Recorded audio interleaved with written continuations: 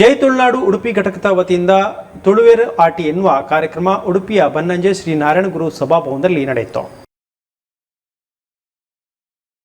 ಅತಿಥಿಯಾಗಿ ಆಗಮಿಸಿದ ಅಳುಪ ವಂಶಸ್ಥರಾದ ಡಾಕ್ಟರ್ ಆಕಾಶ್ ರಾಜ್ ಜೈನ್ ಹೆಸರು ಕಾಳನ್ನು ಹಾಕಿ ಬೀಸುಗಲ್ಲನ್ನು ತಿರುಗಿಸುವ ಮೂಲಕ ಸಾಂಪ್ರದಾಯಿಕವಾಗಿ ಕಾರ್ಯಕ್ರಮ ಉದ್ಘಾಟಿಸಿದರು.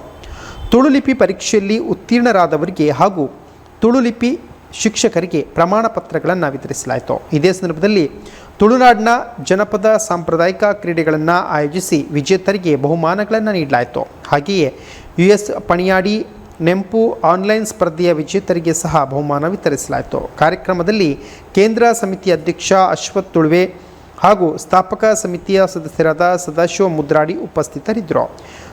ತುಳುವರ ಆಟಿ ಕಾರ್ಯಕ್ರಮದ ಅಂಗವಾಗಿ ಸಂಘಟನೆಯ ಸದಸ್ಯರು ಸಿದ್ಧಪಡಿಸಿದ ತುಳುನಾಡಿನ ಆಟಿಯ ವಿಶೇಷ ಖಾದ್ಯಗಳನ್ನು ಜನರಿಗೆ ಉಣಬಡಿಸಲಾಯಿತು.